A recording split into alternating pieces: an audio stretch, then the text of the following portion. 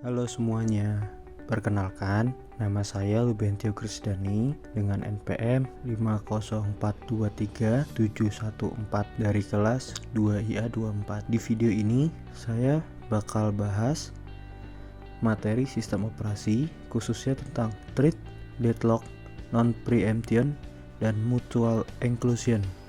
Oke, jadi di sini kita akan mempelajari yang pertama itu ada thread. Kita akan mempelajari pengertian, fungsi, dan kenapa thread penting di dalam sistem operasi.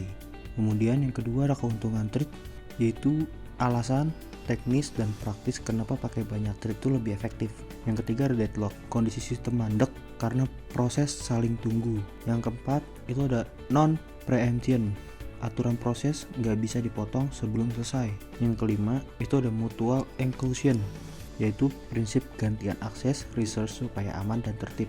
Kemudian yang keenam ada kesimpulan, yaitu ringkasan dan kenapa semua ini penting dipahami. Yuk kita mulai. Yang pertama itu ada thread. Thread merupakan eksekusi terkecil dalam sistem operasi yang berjalan di dalam satu proses. Setiap thread memiliki jalur eksekusi sendiri, namun berbagi resource seperti memori dan file deskriptor dengan thread yang lainnya dalam proses yang sama.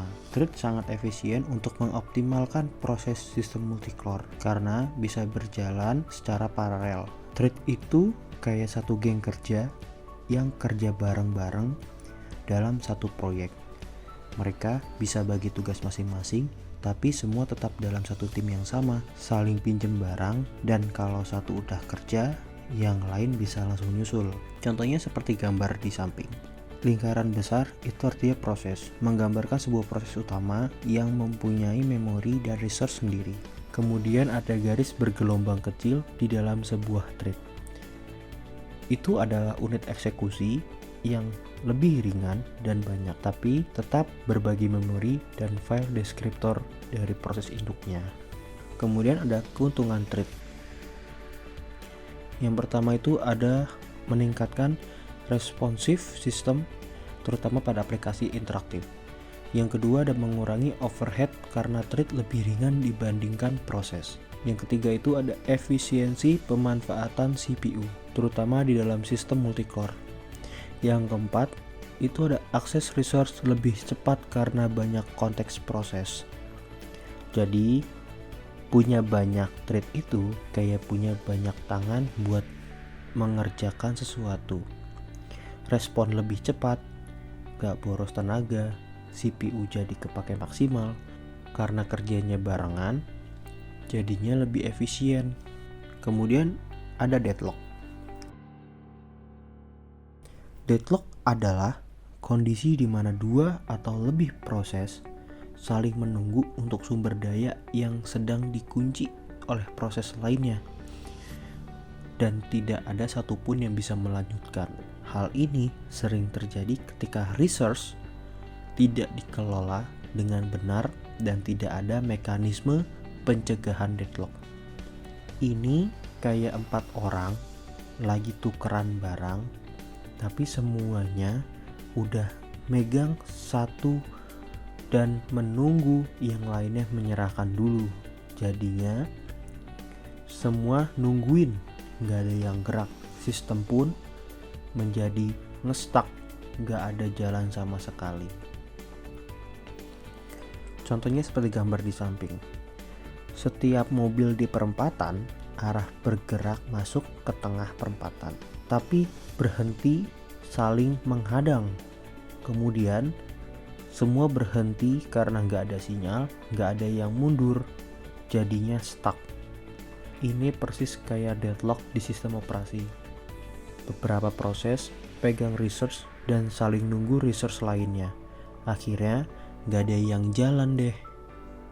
Kemudian ada non-preemption. Non-preemption adalah kebijakan manajemen resource di mana sebuah proses sedang menggunakan resource tidak bisa dihentikan paksa oleh proses lain hingga proses tersebut selesai menggunakan resource tersebut. Ini penting untuk menghindari inconsistential data.